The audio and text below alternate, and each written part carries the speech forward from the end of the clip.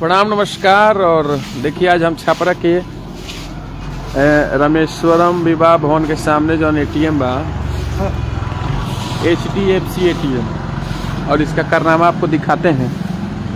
मैं यहाँ पैसा निकालने आया तो लाइन था और मैं यहाँ एटीएम डाला और फिर एटीएम डाला, पैसा अमाउंट डाला, फिर अमाउंट डालने के बाद आपको जो है सो नंबर डाला, सब कुछ पिन कोड डाल देने के बाद क्या हुआ कि गिनने का से आवाज़ आया, लेकिन जैसे ही आवाज़ आया उसके बाद क्या हुआ, इसका लाइन कट गया।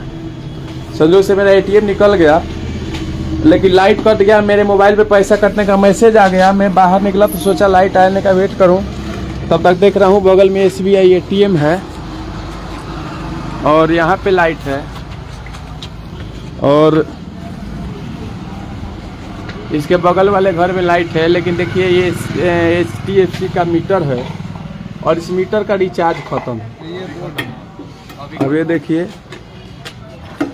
अब इसका रिचार्ज खत्म है। बताइए अब कोई ग्राहक जैसे ही पैसा निकाले उसका रिचार्ज खत्म हो जाए तो ऐसे एटीएम को रखने से ग्राहक का सुविधा है।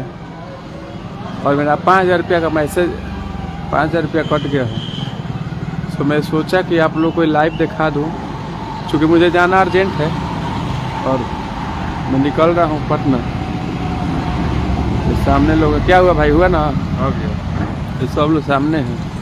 ये गलत बात है। कोई व्यक्ति अगर आ सके इमरजेंसी पीरियड में रिचार्ज हो रहा जाए, पैसा का जरूरी है। HDFC बैंक के रिचार्ज खत्म है, बताओ क्या हो? HDFC बैंक के रिचार्ज खत्म, और बताइए ये कितना गलत बात है।